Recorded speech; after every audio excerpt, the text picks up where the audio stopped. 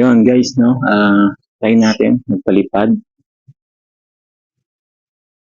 And okay naman. It's 9:32 AM dito sa location ko. And medyo cloudy siya, pero may araw naman. So, unahin natin, lipad na tayo. Take off. Home point updated.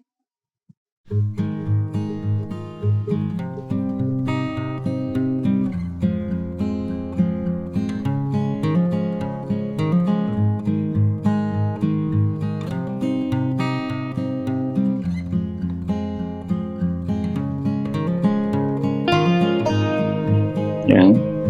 So, ang linaw ng camera niya guys, no? I'm shooting at 4K 60 frames, no?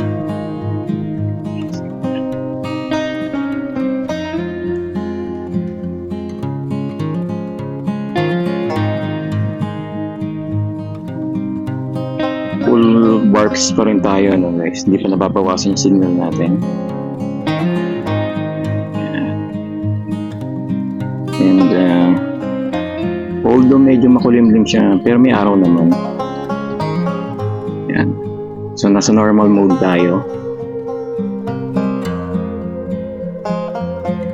Makikita nyo guys, puro building dito, no? So maraming interference dito. Dito ko rin pinalipad yung aking mini trip ko last time. Nung nag-test ako sa urban, ganun, urban range test. So, at around na tayo, ang distance natin is 400 meters na. Yan. Ang current altitude natin is almost 60 meters, no? 61. Yan. So, mag-abide lang tayo sa loss. 60 meters na limit. Currently, yung drone, lumalaban sa hangin. Against wind direction.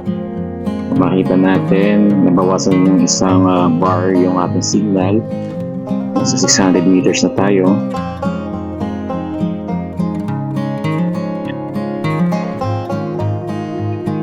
Nabawasan na. Ayan, at around 6,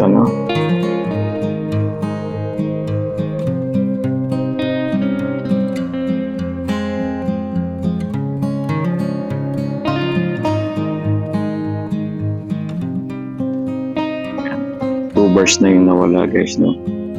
Nasa 800 meters na tayo.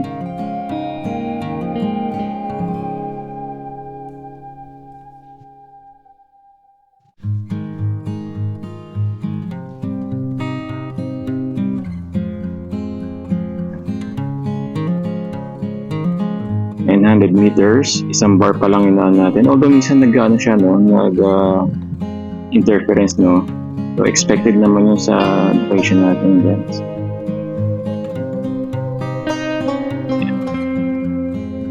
So, 2 bar na, no? Nag-yellow na yung ating signal. Although nakaka-recover naman siya. Yan.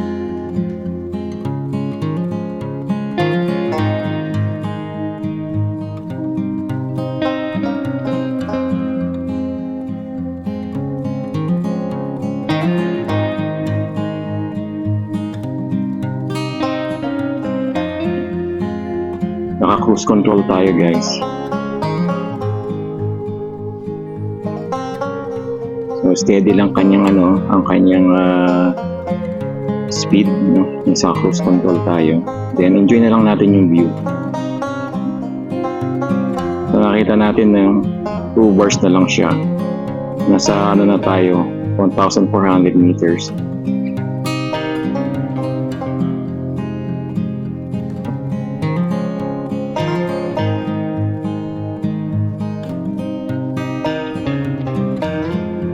So, makita nyo guys, no, ang daming building dito, maraming interference. So, lang talaga yan, expected yan.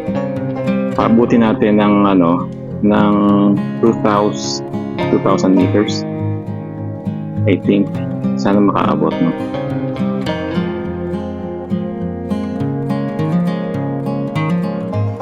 Ako cruise control guys, yung speed niya, no? Uniform yung speed niya, no? Yan.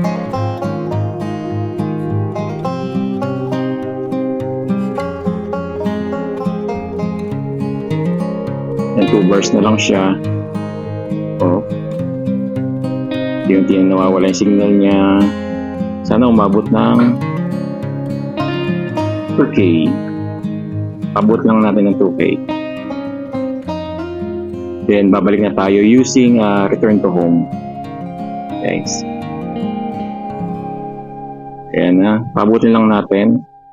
Then, after nyan, 2K na. Yan. Then, return to home. Return to home. Yan.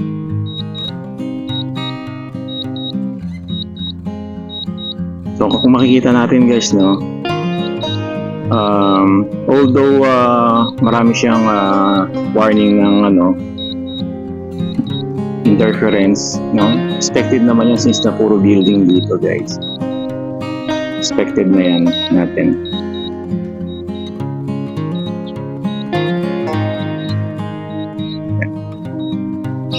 Makita nyo guys yung kulay green, no, yan yung path niya.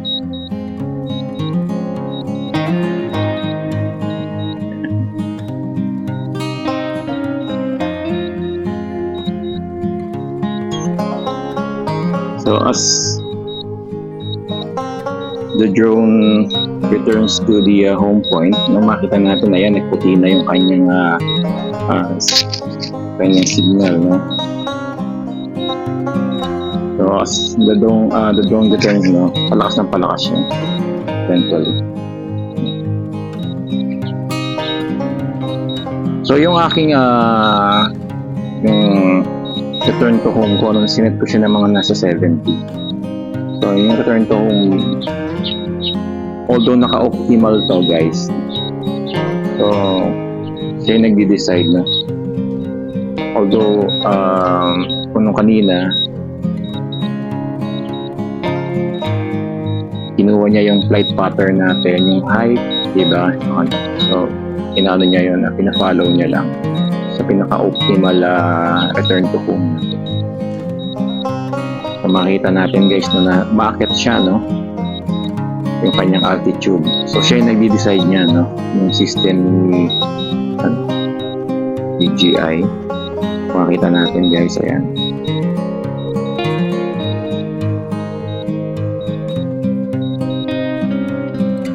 Nakita niyo guys, no, ayan.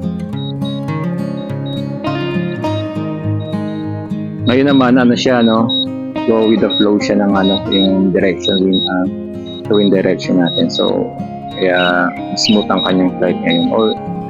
Pero kahit naman malakas ang hangin, hindi naman very sturdy naman din, wala namang vibration sa gimbal. Ganun kaganda yung ng camera ng DJI.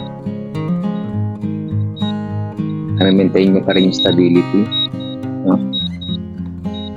So, ayan, kung makita nyo guys, no, yung letter H na maliit, nandun tayo, no? Kung saan siya nag-take off, yun yung kanyang home point position. Ayan guys. Ayan. Ito nyo, nasa itas tayo ng building. Ayan. Then, ayan na siya, magdi-descend na siya, no guys, no? Coming from 70 meters na pababa na height siya. So, ayan guys. Pababa na siya. Asul yung camera niya na guys. Ayan. Ayan na guys. Ayan siya. Ayan mo. Diba? Siya lang yan guys. Siya lang yan. Pusang siya lang ang nag-aaral. Ilan ba siya? Ayan. Di ba ang galing? Yun yung optimal return to home. No? So, siya lang yan guys. Fully automated. Galing, no? So, thank you for watching guys. No? So, hope to see you again soon. Mga susunod kong videos. Bye-bye.